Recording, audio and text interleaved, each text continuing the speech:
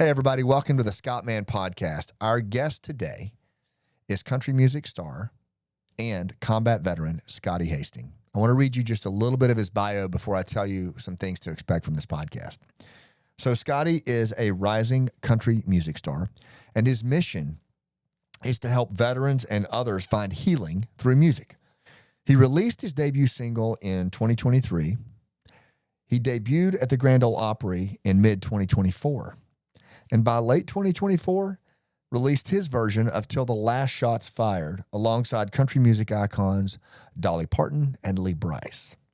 Now, this meteoric rise occurred after only first picking up the guitar in 2020 during COVID. Prior to music, Scotty served as a U.S. Army infantryman who received the Purple Heart after being shot 10 times in Kandahar province, Afghanistan. He credits music as providing him solace as he recovered from his wounds. Now, those scars that Scotty endured both inside and outside from his time in combat have been repurposed so many different ways. The generosity of his scars as he puts his stories out there in the service of others is really taking the nation by storm. And I think he's just getting warmed up, as you're going to see in this interview right here. I'll see you on the other side. Welcome to the Scott Mann Podcast, where we connect like our lives depend on it.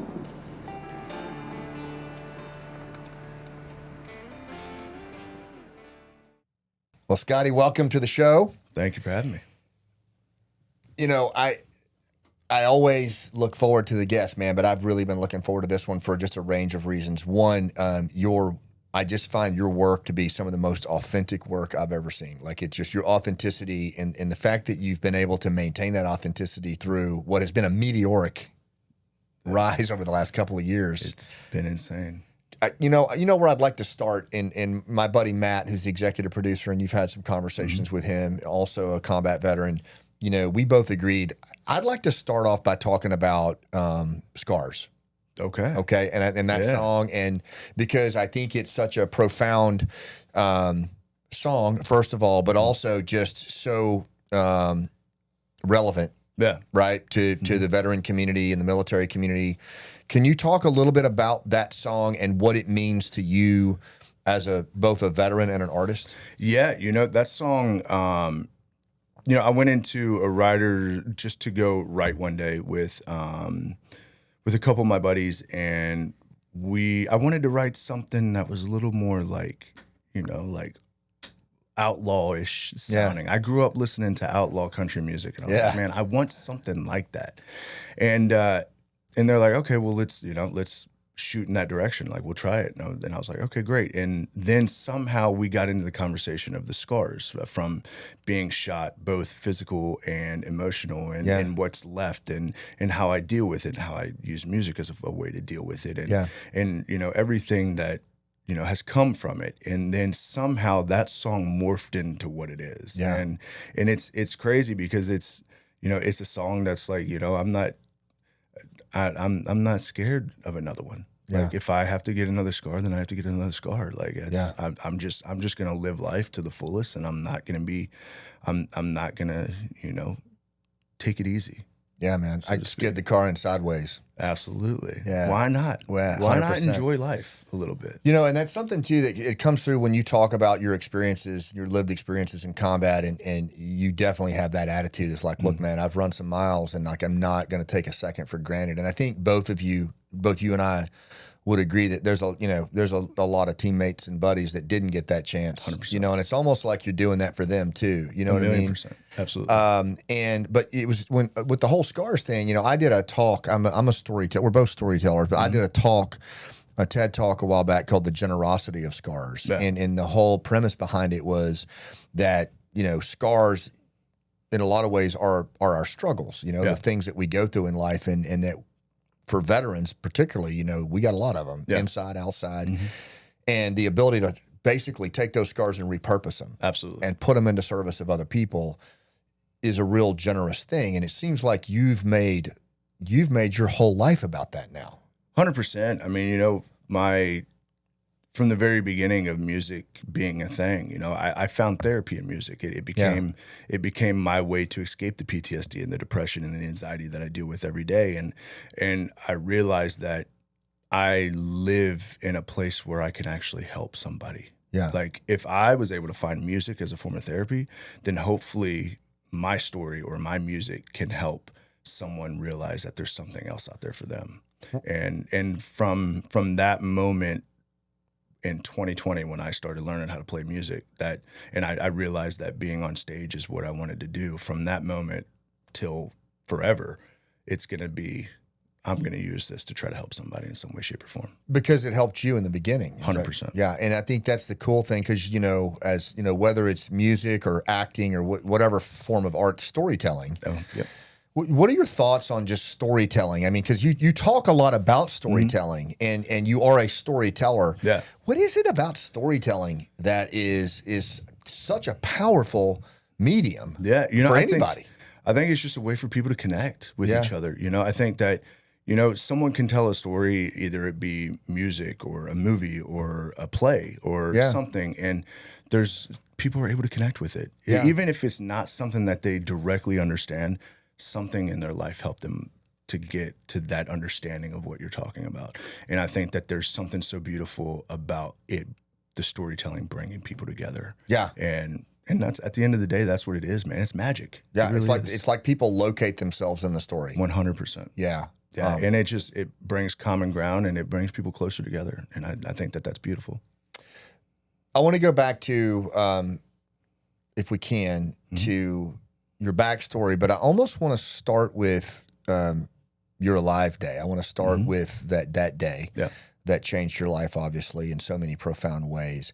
However you'd like to lead up to it's fine. I mean, if you want to start, because I know you were a career soldier, but I'd love to learn more, and I know we would love to learn more about your background and your growing up. But however you want to take us to that Alive Day, and then maybe we can pick up from there, and then we'll go deeper on your recovery. Yeah, absolutely. I grew up in the Cincinnati, Northern Kentucky area, and I lived life. I played baseball for a long time. I played semi-pro baseball, and I wasn't making any money, but I had a family that I needed to support, and at the same time, I felt like I needed to be a part of something that meant something that was bigger than just myself. I wanted to do something that one day maybe my kids look back and they're proud of.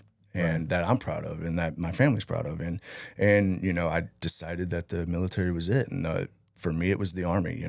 I grew up watching all those movies and stuff of the Army guys fighting the bad guys. Like that's what a soldier was, and that's what I went into wanting to be, and so joined the Army in 2010, and then went through basic training at Fort Benning because I was infantry, and then April 21st, 2011, I was in Afghanistan on patrol and walked up on a guy who was hiding behind a wall. And, where were you in Afghanistan? Kandahar Province. Kandahar Province, okay.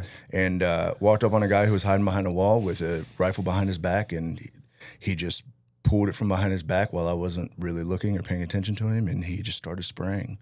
And he was maybe 12 feet from me. Wow.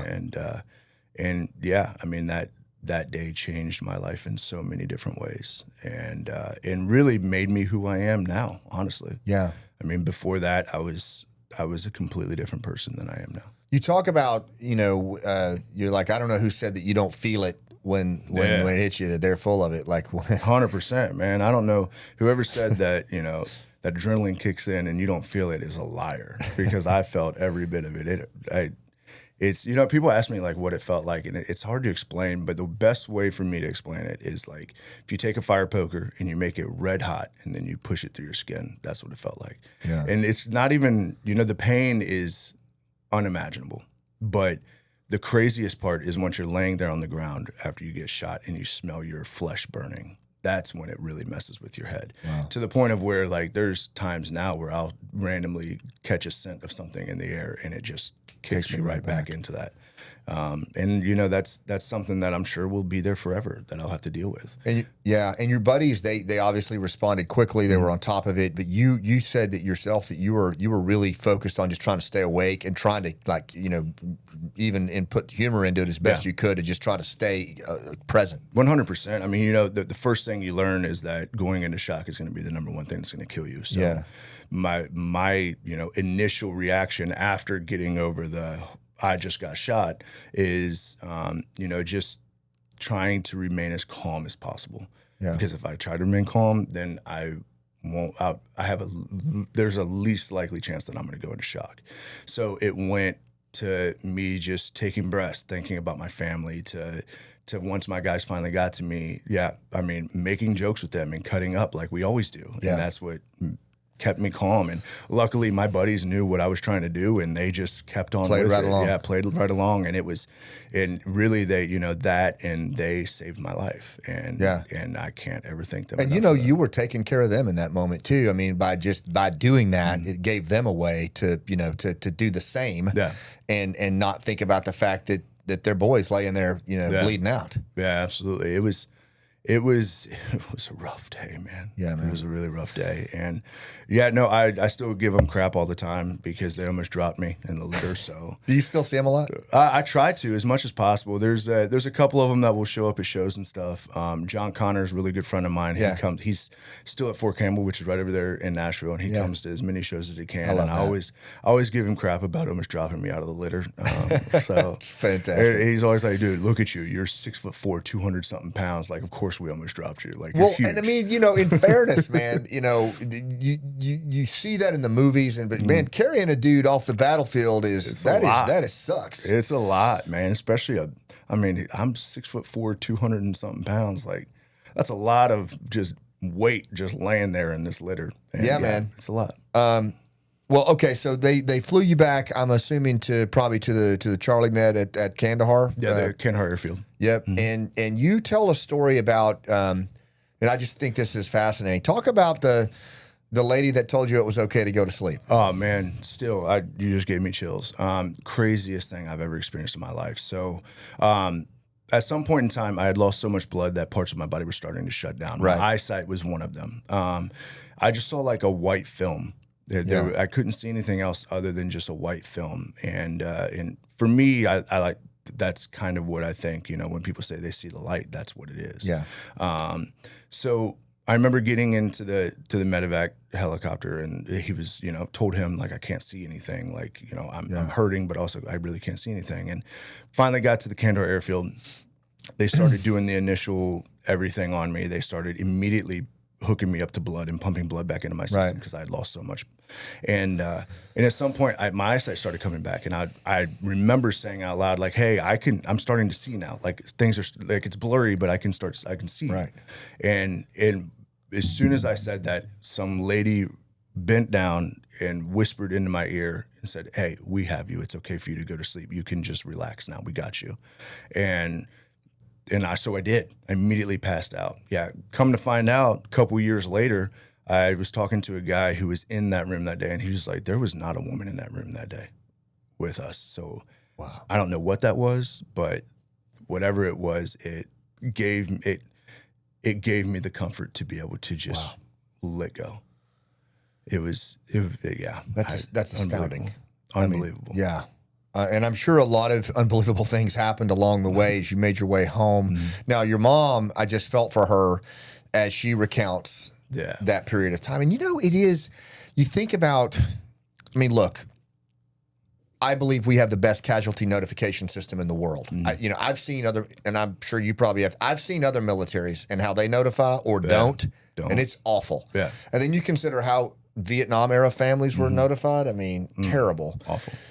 But a lot of strides have been made. But still, when someone is wounded, it seems like the notification system is a bit looser and more room for ambiguity and certainly more room for what your mom went through and your family, which was just agonizing uncertainty. Yeah. And, I think that with my injury being so severe, I think that it was a way for them to kind of watch their butts in a sense, to be able to, what they did is they called her and said, "Hey, your son has been shot multiple times. We don't really know what condition he's in, but we'll call you back with more updates." And that's all she knew for hours. Oh my God. And so she didn't know if I was dead, she had no idea.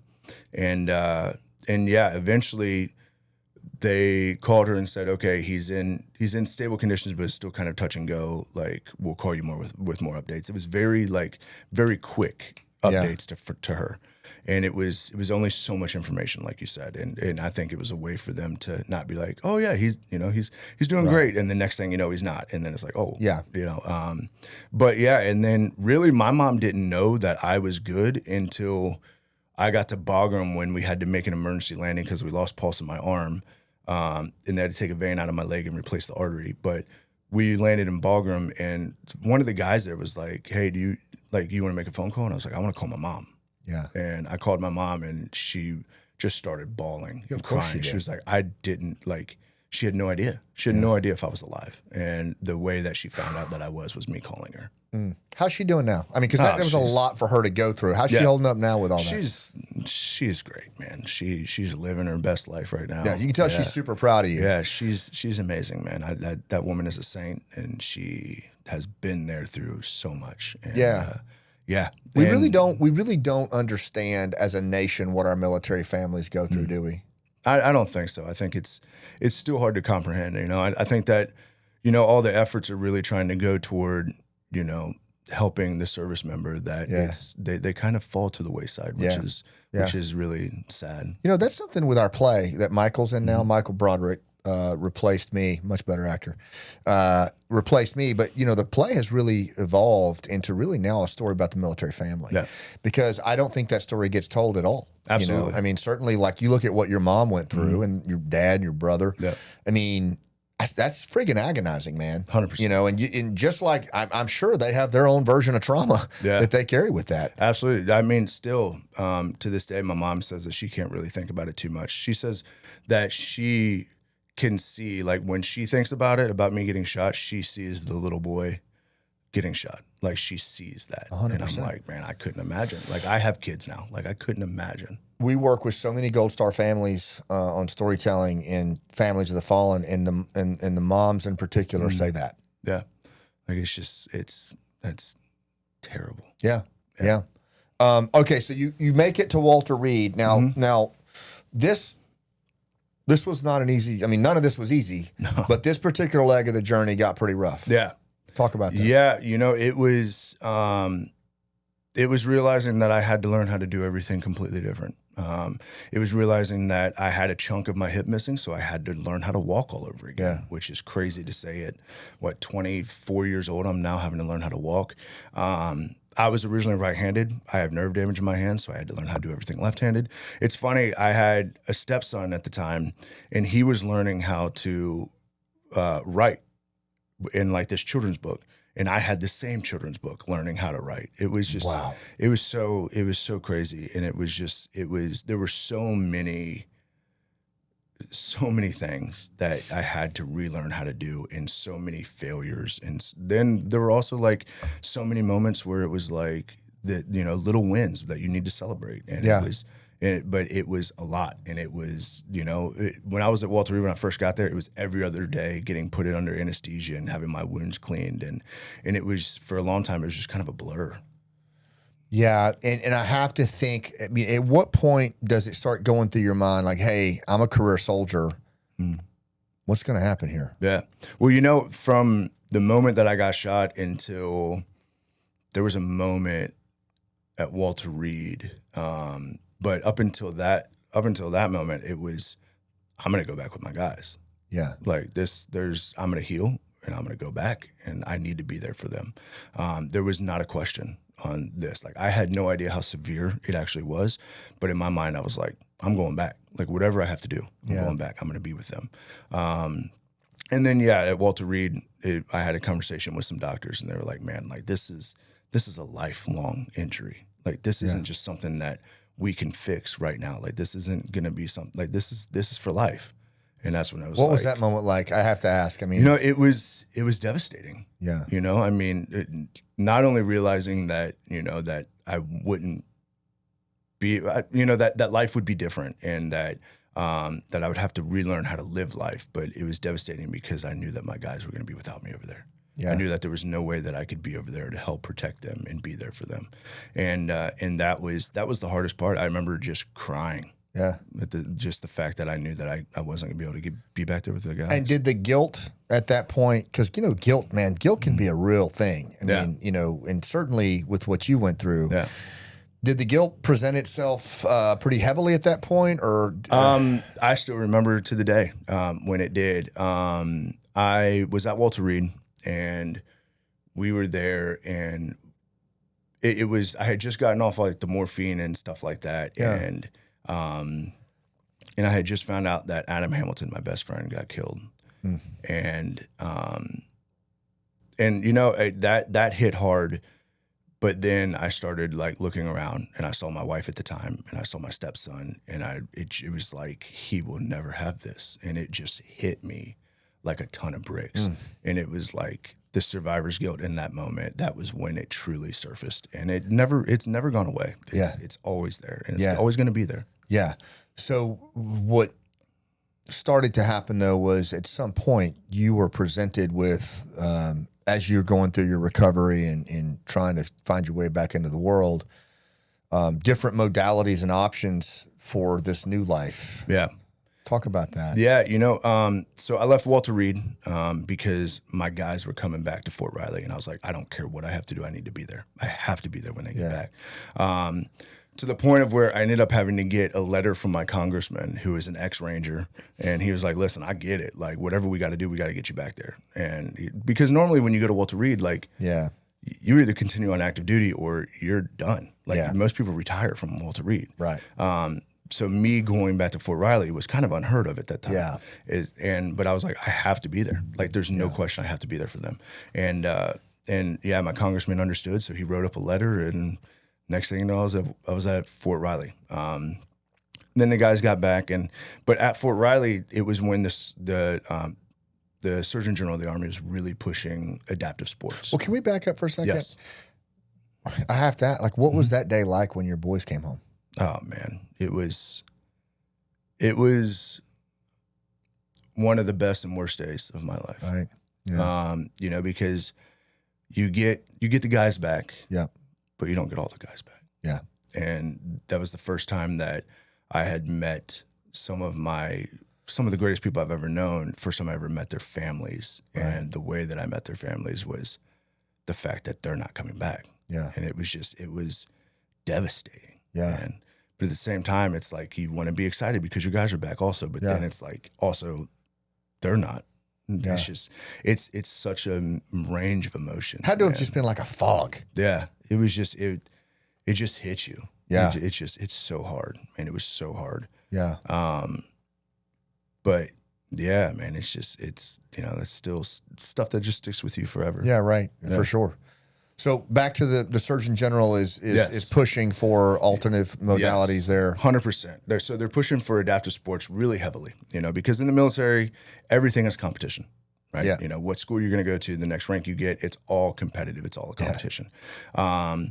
And so with the adaptive sports, they're like, okay, well, maybe we can get the competitive drive back in the people who are injured. And I grew up playing sports. Like, sports was my world when I was a kid. Right. And I was like, yeah, man, like, let's try it. So I tried everything they had on this list when I went and met with the physical therapist, every adaptive sport that they had. And I tried everything from sitting volleyball to wheelchair basketball to, God, man, like cricket and all this other stuff. And then I saw archery on it, and I was like, archery, like, what's that? Like, okay, like hunting? Like, that's all I know about archery is. Like, I'll try that. Like, that seems interesting. Let's give it a shot. So I went and did archery for the first time. The guy who was running it, Jesse White, still a really good friend of mine. He was like, okay, left-handed or right-handed? And I was like, well, I'm right-handed, but I have no feeling in my right hand. He was like, oh, that's all right. Like, let's just give it a shot. Like, let's see what happens. So they put like the little release with the finger trigger on there. Come to find out, if you can't feel this finger, that's terrible, because I shot like 6 arrows into the ceiling of this place. And he immediately was like, you're a liability. Put the bow down. Like, stop. And I'm the type of person that, like, you're not going to tell me I can't do it. Like, I'm too hard-headed for you to tell me I can't do this. I'm going to figure out a way. So I went back the next day, and I was like, he taught me how to shoot, and he was like, the hand that holds the bow, like that one just kind of sits there. Doesn't really hold it. It just kind of sits there. And I was like, well, that's all this hand does. It's qualified. Like it just sits there. Yeah. I was like, maybe I try it left-handed. Like, I wonder if that's a thing. It's so funny. I still remember I walked into that building and he said, no. Immediately he said, no. I don't know why you decided to come back. And I was like, listen, hear me out. Like, what if we tried this left-handed? Like, you said that this hand, that the hand that's holding the bow should just be relaxed and hold the bow. I was like, well, that's what this hand does. Like, what if we try that? He's like, well, let's give it a shot. I mean, it can't be any worse than what you did yesterday. And so we did. He wrapped my hand around this bow, and I was able to do it. I was able to shoot, and I found a escape. Yeah. In archery, it was like, once you come to full draw, the 7 seconds right before you release that arrow, nothing in the world matters except for that arrow and focusing on the target. Yeah. Nothing else in the world I thought matters. That was so profound when you say that, all the PTS and survivors go for 7 seconds. For 7 seconds at a time, it disappeared. And I lived for 7 seconds. And to the point of where I shot archery all the time. Every single day, it was filled with that. So I went and I started competing in archery. And you weren't shooting it casually either. Like, I mean, it's crazy. I went and competed, and I decided to go and be part of the Army Warrior Games team. And then from there, I got recruited by the U.S. Paralympic Committee, and I started shooting archery within the U.S. Paralympic program. What was that like? It was amazing. It was awesome because not only did I have my therapy in archery, but 90% of us on that team were disabled veterans. Right. So it was like having the guys back again. Right. You had that camaraderie that was there. You had the crap talking that's all we do all the time is just talk crap to each other. Yeah. And it was amazing, man. It was exactly what I needed when I needed it. Right. And it, what year was that? That was, man, from 2014 until 2020. Okay. And that's what I did. I traveled around the country and I competed in archery. I was getting paid by the VA to be a competitive archer, to be an athlete. Yeah. And it was amazing, man. I had the guys back again a little bit in that sense. And it was incredible, man. And like I said, I lived for 7 seconds. Yeah. That's for 7 seconds. I lived for those 7 seconds every day. Then COVID. And then COVID hit. And the world shut down. And, when it gets quiet, the demons knock the loudest, and COVID was very, very quiet. That's a beautiful quote, man. It's like that stopped me in my tracks.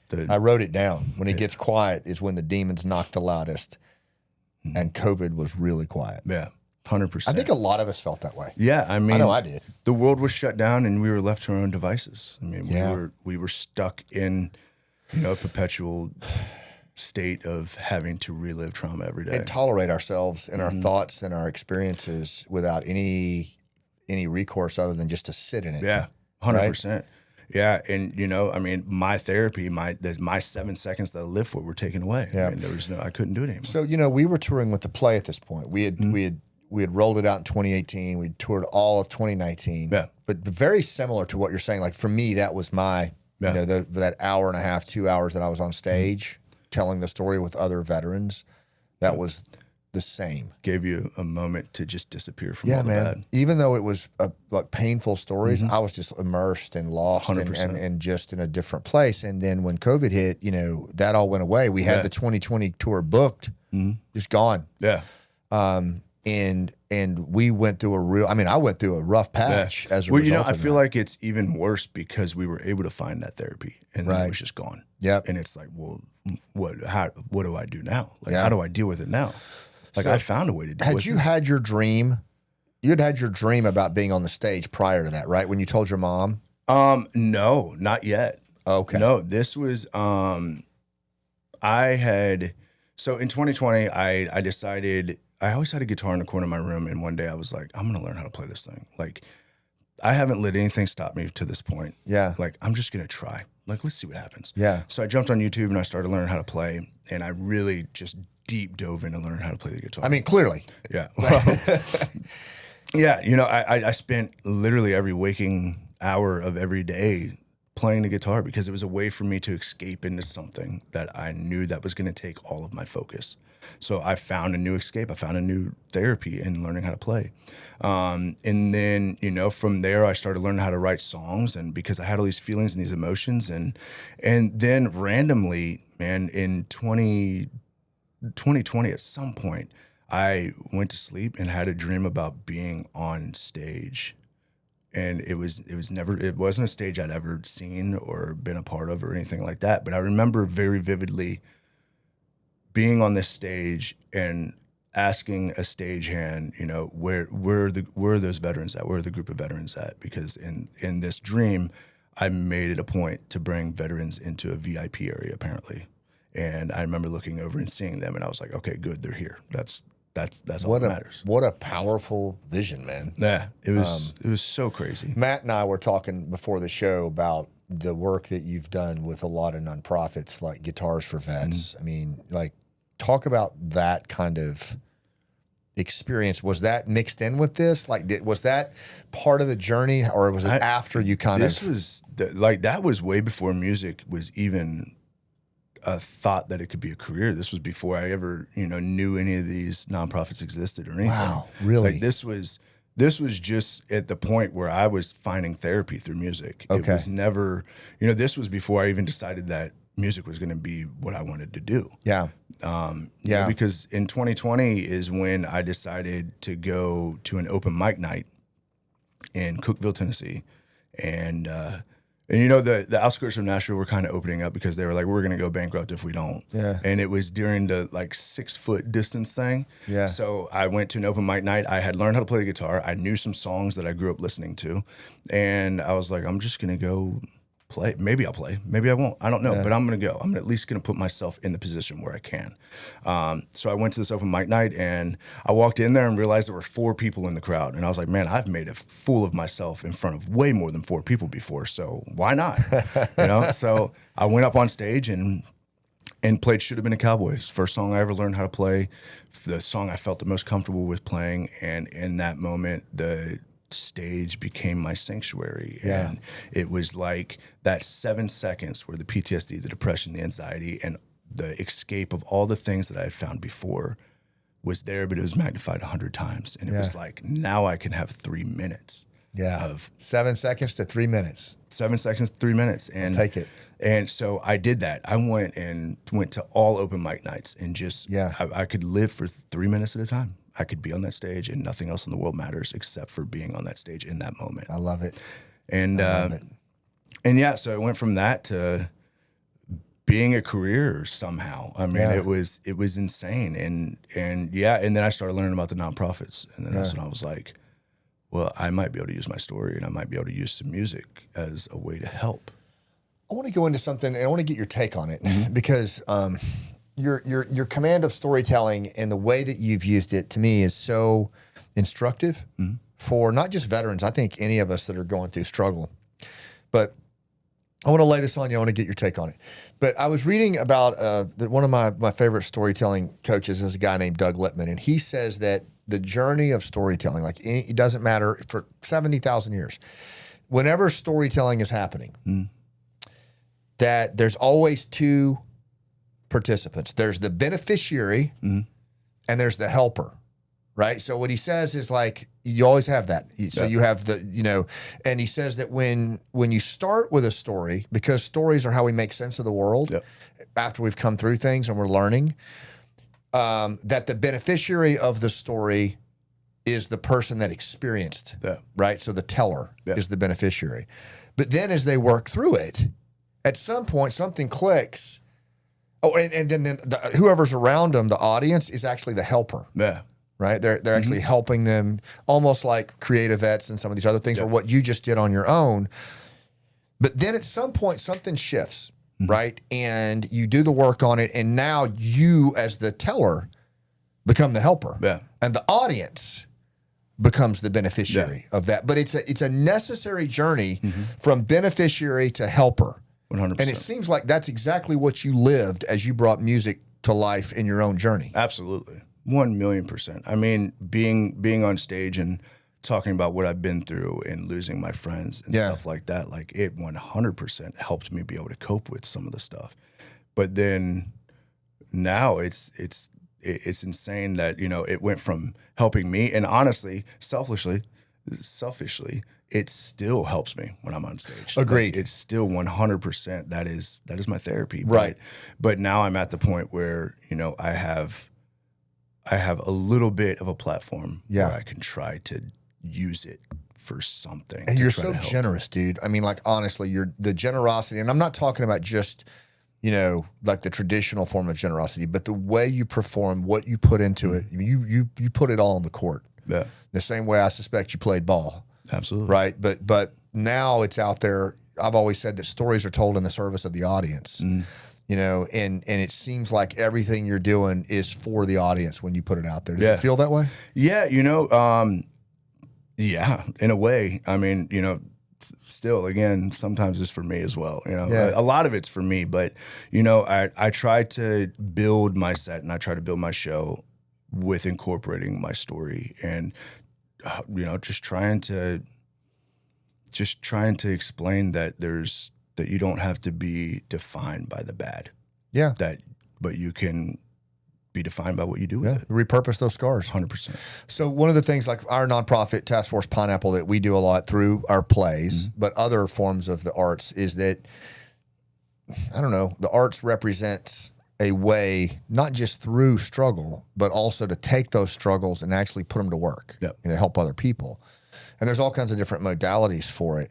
But I'm kind of curious in your take. You know, a lot of veterans that I talk to and first responders, military family members, they're kind of reluctant to do what you did with that guitar in the corner, because there's all this expectation of the industry and everything. But to me, it's like those are two different things. Yeah. Can you talk 100%. about that? Yeah, I mean, you know, for me, it wasn't about any of that. For me, it was just, I just needed therapy. I just needed a way to escape. Like it wasn't about any of that. For me, it was, I picked up that guitar because I needed it. Yeah. You know, and it's just become so much more.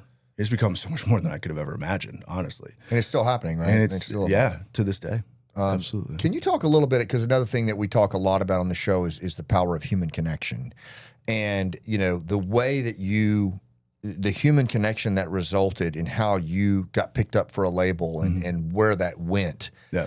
I'm fascinated by that story, because it feels like it just was, it almost, like at the surface, it looks random, but it wasn't random. Yeah. Like it was a real powerful connection. Can you talk about how that came to be? Oh man, that's the most natural story you're ever going to hear. So I was hanging out with my mom one day because she was like, I'm going to go buy a car. I want you to come with me. I don't know anything about cars, but I know my mom will probably buy lunch, and I'm like I said, 6'4", 200-something pounds. I don't say no to free food ever. Right. So I was like, yeah, I'll go hang out with you, Mom. Absolutely. As long as we go somewhere to eat, you know, whatever. But yeah, I went, and her salesman was the son of the president and CEO of Black River Entertainment, Gordon Kerr. So his son, Michael Kerr, was there and sold the car to her. But while we were there, I just started talking about music and how I use it as a form of therapy, and how I want my music and my story to be out there so that it can help somebody in some way, shape, or form. And so we talked about it, and I think at the time I had a song out called "Truck It." It was an okay song. I mean, I like it. You know, some people like it, but yeah. So I had that song out, and he was like, "Man, I'm gonna send this song, and I'm gonna send a little bit of your story and what you want to do with music to my dad and to our A&R guy, Doug Johnson. Like, I'm not going to promise anything, but I'm just going to send it to them and see what they say. Like, I really think they need to know you." And I was like, man, that'd be great, you know. But Nashville is full of people who love to talk, and then nothing really ever happens. Well, 3 hours later, I get a call from Doug Johnson, and he's like, "Hey, we need to meet." And he, you know, I was like, "Yeah, I'm in sweatpants, but I'll come up right now, like, if you want me to." And he's like, "No, like, let's set up a time. Like, I really want to sit down with you and talk about, you know, music and what it does for you and how it works in your life and stuff like that." And I was like, "Okay, absolutely. Like, let's do it." So I went in there, started talking to Doug Johnson at Black River, and literally 5 minutes into it, he was like, "Hold on. We need to go to Gordon's office. Like, we need to have this conversation with Gordon too." So I went in there, sat down with Doug Johnson and Gordon Kerr, and we talked for close to 4 hours about music and what I want to do with it and how it helps me and how it's the greatest form of therapy that I've ever found, and how I want to help other people find that. And literally, from then on out, I became known as Doug's guy at Black River, because he just took me under his wing and he started teaching me how to write songs the best that I possibly could. He started developing me as an artist without me even really realizing that's what he was doing. And yeah, a little bit over a year after that meeting, I signed my record deal with him and my publishing deal. Do you ever think about just the power of that one connection? It's every day. Yeah, every day I think about the fact that how that happened and how that worked out. Can I share this with you? Yes. So we have a mutual friend in Gary Sinise. Mm-hmm. So when the Afghanistan collapse happened in 2021, COVID had shut the play down. And so we ended up we filmed it and we put it on Amazon Prime ourselves. And it's still up there. Pretty amateur level film, but we did it. You know what I mean? And it's up there.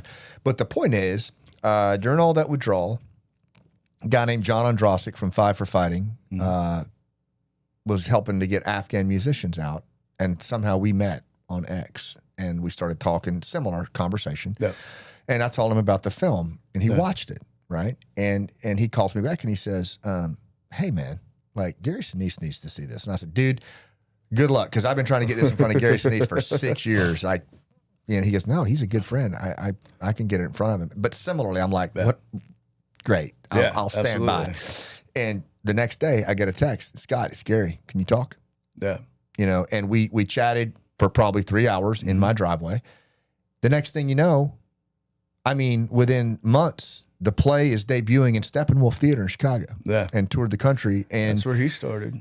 Exactly. Yeah. But the point is, I think, is the power of these connections, right? For not just veterans, but for anybody that's pursuing something bigger than themselves. 100%. Is those below the waterline connections, man. You never know where they're going to go. Absolutely, man. I mean, there's something so magical about bringing people together that want to help. Yeah. It's incredible. And it's one thing I've noticed is how easy it is to become close to the people that you believe truly want to help. Yeah. And just like me and Gary become very dear friends. Yeah. Because, I mean, honestly, that guy has done more for the veteran community than I think anyone ever will. And, you know, doing all that while Mac. Yeah. You know, and he didn't even talk about it. Like he just took care of us and all of us while also taking care of his son. You know, I mean, he is truly a force of nature, man. 100%. He is an incredibly strong human. Yeah. It's unbelievable. And he's one of the greatest people that you'll ever meet. I agree. He's made so many things possible. So how do you feel now? Okay, so things have started to unfold. You cut your record deal, but now, like, talk about what's going on now, because it's really exciting. Oh man, there's so much. There's honestly. What are you most excited about? Oh man. We're working on new music now. Okay. Super excited about that. We're kind of headed in a different direction. Really? Yeah, ever since Scars, we kind of feel like the Southern rock, country rock. Kind of that edgy?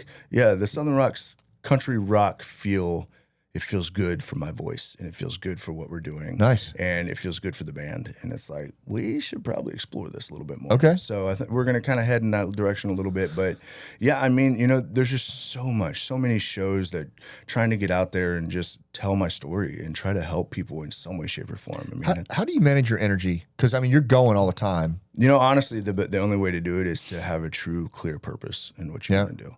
I mean, that'll keep you moving through anything. I mean, do you do recovery? Like, how do you recover from, you know, like life on the road and lots of shows? Man, spend time with my kids as much as possible. Okay. That helps me recharge. I mean, I love those little monsters, man. Are you an introvert or an extrovert? Like, how do you feel about being around people all the time? It depends, man. You know, sometimes I'm like life of the party. Other times I'm like, just put me in the corner over there. Like, I'm good. You know, it's funny. Like, a lot of people get to know me and they're like, man, like, you would think you would be so much different in person, because when you see me on stage and stuff, like, I'm a ball of energy. Like, I'm out there playing, I'm jumping around. But when it's just me personal, like, I'm a lot more chill. Yeah. A lot more just like hang out and just not really get too crazy with it. Can you talk a little bit about how you warm up? Like, how do you get ready for a show? Because you do, man. You bring energy. Yeah. Like, what's your process? Yeah, my process revolves a lot around my band. They do a great job in hyping me up, and we get hyped up. We always listen to some, maybe some Five Finger Death Punch or something to get in the mindset of just ready to go. Is that something? Did you bring that from the infantry? Yeah, I think so. A little bit, man. It's funny. I was blessed enough to meet Chris Cale, the bass player for Five Finger Death Punch. They're an amazing group. Couple weekends ago in Sturgis when I got to play Sturgis, which is crazy. But I rode there from Nashville, and I got to meet Chris Cale, and man, wow. it was so cool to be able to be like, man, like your guys' music was the soundtrack of Afghanistan. For sure. I mean, that's a fact. That's what we listened to before of Afghanistan. Before we went outside the wire, 100%. It was Five Finger Death Punch. Yep, for sure. Yep, and it was so cool to be able to like meet him and did talk he to know him. that? And did they know that? They sure no. I mean, now Chris does because I told him. But yeah. It's crazy because now again another connection. Now I have his phone number and we talk all the time, and it's just crazy like how, for me it's crazy how like full circle things are becoming. It's just so insane. I mean, even with Gary, like my meeting with Gary is for the longest time I was at Walter Reed and I wanted to meet Gary Sinise. He came to Walter Reed. I had to go into a surgery and I missed an opportunity to meet him. And for 12 years, I was like, man, I just want to meet Gary Sinise. Like, I just want to tell him thank you for what you've done. Yeah. And I didn't get the opportunity until somehow, somewhere, someone told him gave him my email. Yeah. And I got an email from Gary and said, hey, Scotty, I heard you've been looking for me. And I was like, what? And and then from then on out, we became email pen pals, and I would send him songs that I was working on and stuff like that. And then he was the one that actually asked me to make my Grand Ole Opry debut, and I got to meet him in person at his foundation in Franklin, Tennessee. And when I met him, I ran up to him and grabbed him and gave him a big ass hug, and I said, man, 12 years I've been waiting for this. 12 years, man. That's so great. It was incredible. And the thing too that you're doing, Scotty, is I think the thing that makes Gary so appealing is that, one, he doesn't take himself seriously. Yeah. You know what I mean? Mm-hmm. He doesn't. Yeah. He's constantly looking for how he can do a little more. Absolutely. And he really lives into that. He really does. But it seems to me that you're doing the same thing too, man. Like, you're meeting some success, but they're also, you're in town, playing American Legion event. Like there's a lot that you do a lot of work for the VA. Yep. Do you feel kind of what you felt back when, your boys came home and there was this desire to do, more for them? Like, is that still with you? Yeah, I think so. I just want to do, I'm on borrowed time already. I don't know how I'm here, and I plan on leaving this place better than when I came here. And I'm going to do everything in my power to try to help people to make it that way. And literally that is my purpose. That is my mission. And it will be that till I die. Let's talk a little bit about, there's several, we've talked about scars, but the last shots fired. I was telling you, I heard that rendition. I don't know when it was I heard it. It was not that long ago. And I was preparing for a talk, and it just put me on my knees, man. It was so, and I've heard it before, but never like that. Yeah. And what you and your team have done with that song. Can you talk a little bit about that? Because I really want people to if you haven't heard it, you gotta. Yeah. I think to me, it's like an anthem. Yeah. For war fighters throughout the ages. 100%, man. That's another full circle moment, man. That was insane. So we were at Walter Reed, and at Walter Reed they have like this little multi-purpose room where we all just kind of hang out and give each other crap and tell stories and things like that. And and in that room there's always music playing. First time I ever heard this song, it was in the background of all this noise, and it was like my soul got grabbed by this song. Right. And it was same. And it was Trace Atkins' version, and I heard it, and it touched a part of me that I didn't even know existed, and I cried like a baby for 2 hours afterwards. And in those 2 hours I made the decision I was going to live my life to the fullest, that I wasn't going to let my injury dictate my life, and I was going to live my life for my best friends who would never have the opportunity. And that was the turning point for me at Walter Reed. That was when I was like, okay, I'm gonna stop feeling sorry for myself, and I'm just gonna live my life. Wow. I'm not gonna let anything stop me. And then, fast forward 10 years from that song was a catalyst moment for you. 100%. Okay. And then fast forward 10 years, and I'm sitting in the office of one of the co-writers of that song talking about signing a record deal, Doug Johnson. And he was like, what do you think about doing a version of that song? Man. And I was like, man, yes. Like, absolutely. That song changed everything for me. I absolutely want to do that. And he was like, okay. So we went in there, we did a version, and I had my version, and it was perfect, man. It was every emotion and every feeling that I felt when I first heard that song, I put it into that song. And I thought it was perfect. I thought that, like, this is all that meant. Like, I'd put everything into this. And then fast forward about a week, and Doug's like, man, what do you think we reach out to some other artists and see if they want to be a part of it? And I was like, dude, send it to everybody, man. Yeah, like, let's see what happens. The first person who said they want to be a part of it was Lee Brice. And, a testament to who Lee is as a person. He's an incredible person. Yeah. But he's like, man, I don't care what part I play in this song. I'll sing background. Like, I just want to be a part of what you're doing with this. Like, this is incredible. Wow. And so then we had me and Lee's version, and it was perfect. I thought it was perfect. Until I got a call 2 weeks later from my producer and said, hey, Dolly Parton wants to be a part of this song. And I was like, dude, let her do whatever she wants to do. Okay, like, what was going through your mind at that point, man? Like, damn. Like, obviously, he's messing with me. Like, there's no way that Dolly Parton would want it. Like, Dolly Parton, I'm at this point, like, I'm a year into not even a year into a record deal. Yeah. And there's no way that Dolly Parton, the woman whose name is bigger than the woman, like, there's no way that she would want to be a part of something that I'm a part of. And no, I mean, he was like, no, she really wants to do this. And I was like, yeah, why are you calling me? Let her do whatever she wants. Like, what? Yeah. So she did. Unfortunately, I was able to be there for Lee's part. I was able to be there in the studio with him, which, again, being in the studio and watching someone who has been doing this for decades do it is incredible. Yeah, man, it's so cool to watch someone who's so good at doing something do it. And it was amazing watching him in the studio, and I learned a lot that day from him.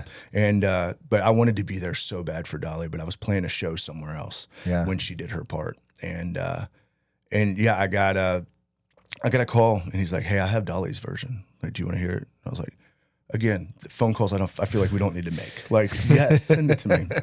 And he sent it to me, and I was crying so hard I had to pull over. Like, I could not stop. Like, it was, there's the point where she comes in, the timing. It's the most angelic thing. I mean, I still... Yeah. I've listened to it thousands of times, and I still get chills every time. Same. I mean, every note, and where she comes in, and even the haunting at the end. I mean, like, my God, it's unreal. Yeah, and it's honestly, like, I can't thank them enough for not only wanting to be a part of that song, but to be a part of my journey, my healing journey, and not only my healing journey, but this journey and this purpose to help other people. I mean, that song helped me. I can only imagine what it could do for other people. I can tell you, it's already helping. And the thing about that song too is that's one of those ones, and I don't think I'm overstating here. That one's not going anywhere. Like that version right there, that thing is going to be, man, that's a multi-generational song, my friend. I appreciate that. For a group of folks that really need it. Man, that song changed everything for me. Yeah, what a full circle. It was unreal. There's been so many of those. I could do the song thing all day long, so I'm going to be respectful of your time. But I do want to ask about the stories that they tell. Yes. Because I love that damn song. And it's also, the fact that our whole nonprofit is all around storytelling, and everything that we do is around the power of story to heal and educate. And the lyrics of the song, there's just the one that I pulled out that I just think is so powerful. We sure do miss them, but we keep them all living with the stories that we tell. Yeah. And it's so similar to Tim O'Brien and the things they carried from the Vietnam War. When he talks about stories for the late hours of the night when you can't remember how you got from where you were to where you are now, where there's nothing left to remember but the story. Yeah. And it's just... that to me is equally, if not more, haunting what you've written, and I just love it. How how did that song come about, and what are you doing with it now? So that song actually came about while I was at Walter Reed, that multi-purpose room.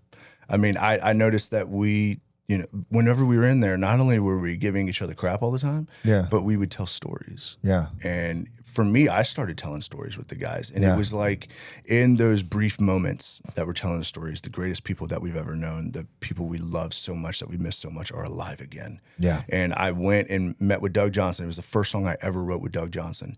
And he's like, what are we going to write? And I was like, man, I want to write a song about the stories that we as veterans tell. And he was like, that's the one. We're going to write it.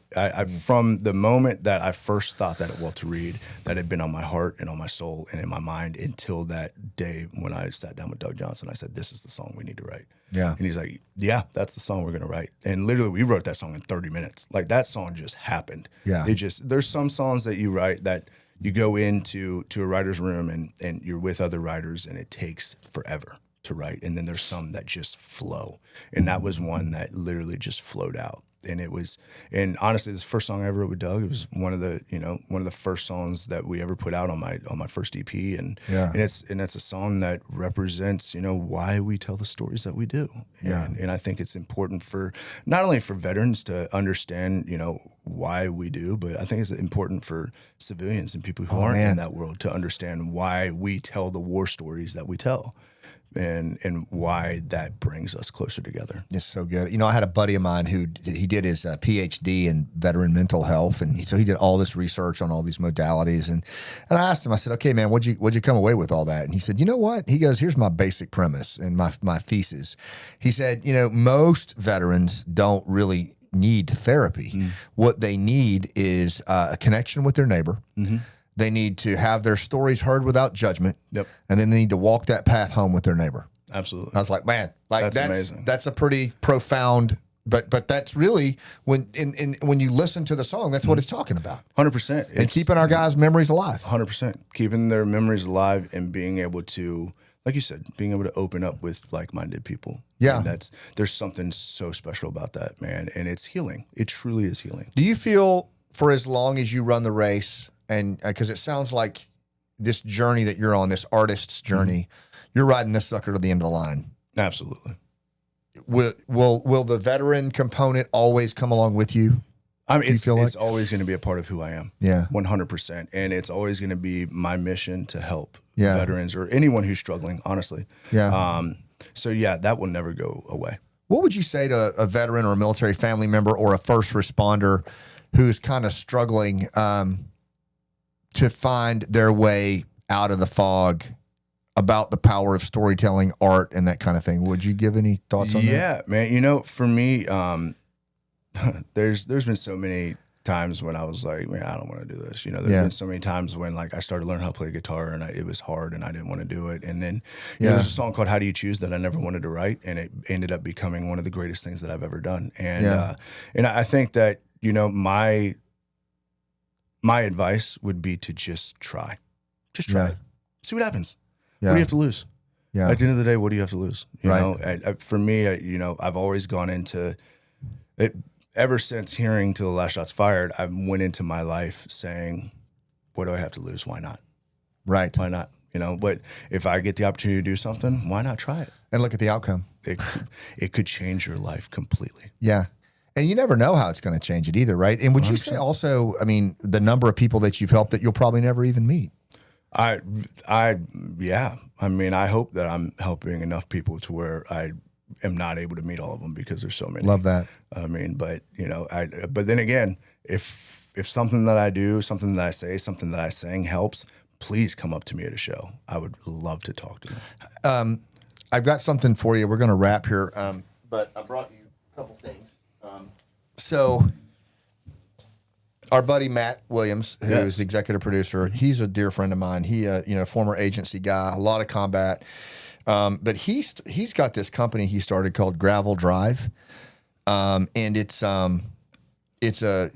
do really quality leather goods, and he makes everything sourced from the United States. He makes it himself. using a cowboy sewing machine. Yeah, love that. But anyway, this is a minimalist wallet that he's made. Oh, heck yeah. It says the Scott Mann Podcast on here, an American handmade. Oh, so man. that is from Matt. No, that's amazing. You know what? I need a new wallet. Like, this thing looks like it has been to Afghanistan and back. Oh my God, look at that, Matt. So, dude, Matt, good looking out.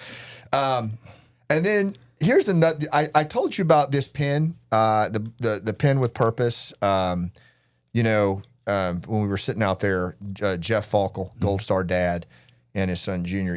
And Jeff's a really amazing man, and I wanted to personally say, I know you lost your dad this year. Just a month later, I lost mine.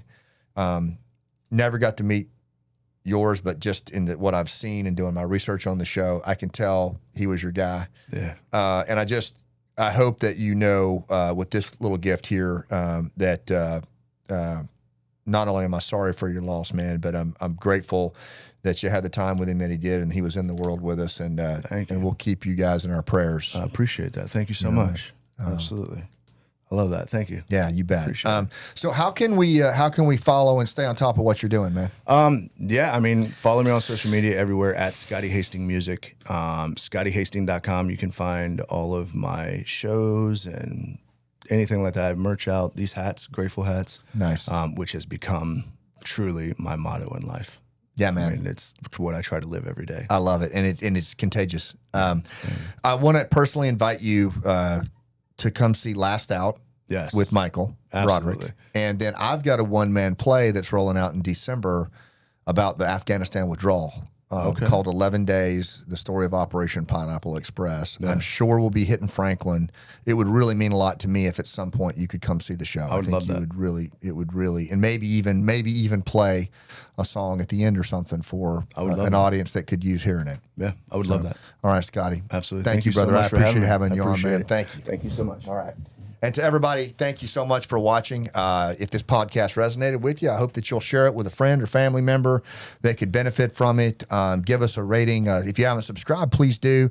And remember, if anything else fails in life, make a human connection first, because that's what we need. I'll see you on the rooftop.